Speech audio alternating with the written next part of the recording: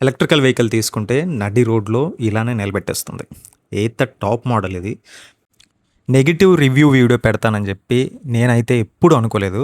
అది 2 ఇయర్స్ వాడిన తరువాత. వీడియో స్కిప్ చేయకుండా లాస్ట్ వరకు చూడండి. ఎందుకంటే ఈ వెహికల్‌లో ఉన్న ఇష్యూస్ అన్నీ కూడా పిన్ టు పిన్ డీటెయిల్డ్‌గా చెప్పాను. ఈ బండి కొనాలా వద్దా అన్న ఆలోచన కూడా మీకు మారచ్చు. ఏతర్ రిస్తా టాప్ మోడల్ ఇది. నేను కొని దాదాపు 2 ఇయర్స్ అయింది. ఎప్పుడూ నన్ను రోడ్డు మీద నిలబెట్టలేదు. కానీ ఈరోజు మాత్రం రోడ్డు మీద నిలబెట్టేసింది.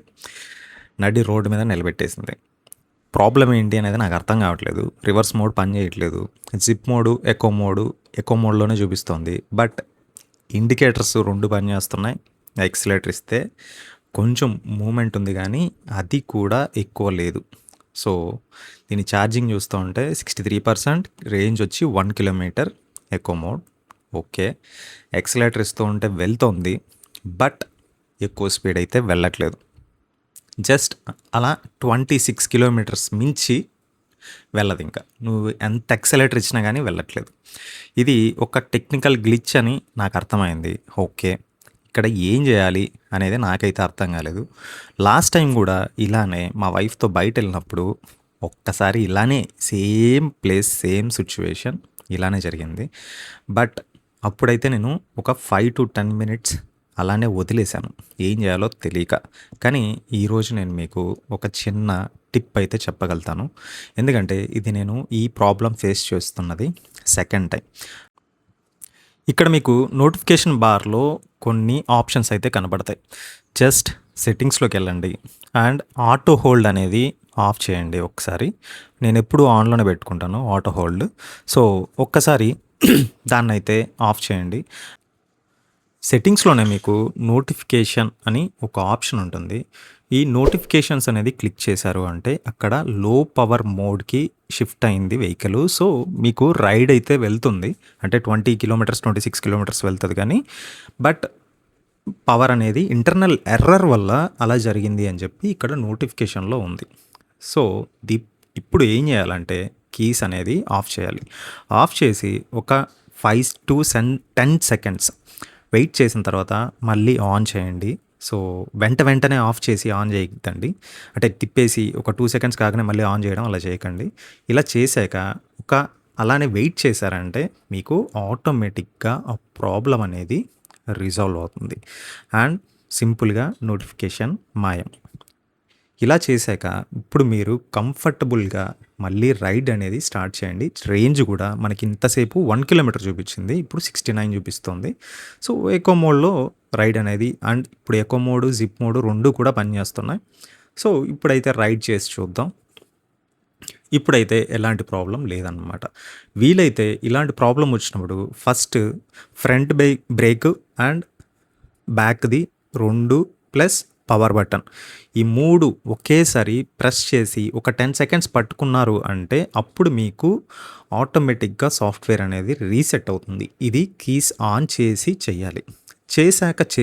చేశాక ఆటోమేటిక్ మళ్ళీ వెంటనే ఆఫ్ చేయకండి.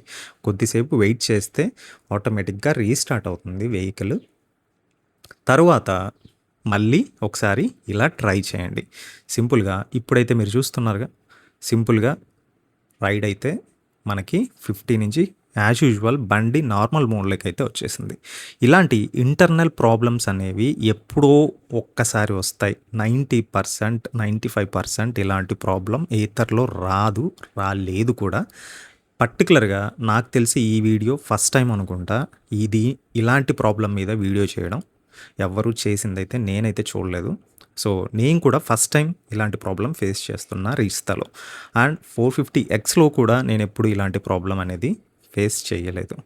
సో, మీరు వెహికల్ తీసుకోవచ్చా లేదా అనే డౌట్ ఏం అక్కర్లేదు. తీసుకోవచ్చు. మీకు సర్వీస్ సెంటర్ ఉంటేనే తీసుకోండి. పదే ఎందుకు చెప్తున్నా అంటే తిట్టుకుంటారు ఖచ్చితంగా. ఎందుకంటే సర్వీస్ సెంటర్ లేదు అంటే ఇక్కడి నుంచి అక్కడికి తీసుకెళ్ళాలా, అక్కడి నుంచి ఇక్కడికి తీసుకెళ్ళాలా అన్నట్లు కొంచెం ఖచ్చితంగా కోపం వస్తుంది. సర్వీస్ సెంటర్ ఉంటే మీకు బెటర్. సో, బండయితే నార్మల్ మోడ్‌లోకి వచ్చేసింది. ఇంకో ప్రాబ్లమ్ ఏంటి అంటే నేను దీంతో పాటు ఛార్జింగ్ ఎక్కట్లేదు. ఈ ప్రాబ్లమ్‌తో పాటు ఇంకోటి ఏంటంటే నాకు ఛార్జింగ్ ఎక్కట్లేదు. ఇంతకుముందు కూడా ఒక వీడియోలో చెప్పాను. నాది ఛార్జింగ్ ఎక్కట్లేదు. సాకెట్ మెల్ట్ అయిపోయింది. అందుకే ఇది నాకు ఈ ప్రాబ్లమ్ వచ్చింది అని చెప్పాను. బట్ ప్రాబ్లమ్ ఏంటి అనేది తర్వాత అర్థమైంది ఏంటి అంటే, సో అది కూడా నేను మీకు ఎక్స్‌ప్లెయిన్ చేస్తాను ఎందుకు ఎక్కట్లేదు ఛార్జింగ్ అని. ప్లగ్ అనేది పెట్టాను. 33% ఛార్జింగ్ ఉంది. ఓకే. పెట్టాను. ఇది కూడా మామూలుగా గన్ పెట్టంగానే ఛార్జింగ్ సాకెట్‌లో గన్ పెట్టంగానే వెంటనే టక్కని లాక్ అనేది అవుతదనమాట.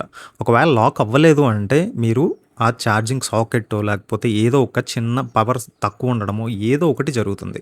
బట్ నాకు పవర్ అయితే ఉంది. బట్ ఇక్కడ ఛార్జింగ్ వరకి కూడా ఇక్కడ గ్రీన్ సిగ్నల్ అయితే పడుతుంది. అంటే ఇక్కడ వరకి ఛార్జింగ్ వస్తుంది. ఇక్కడి నుంచి ఇక్కడే ప్రాబ్లమ్ ఉంది. అది ఏంటి అనేది నాకు అర్థం కాలేదు.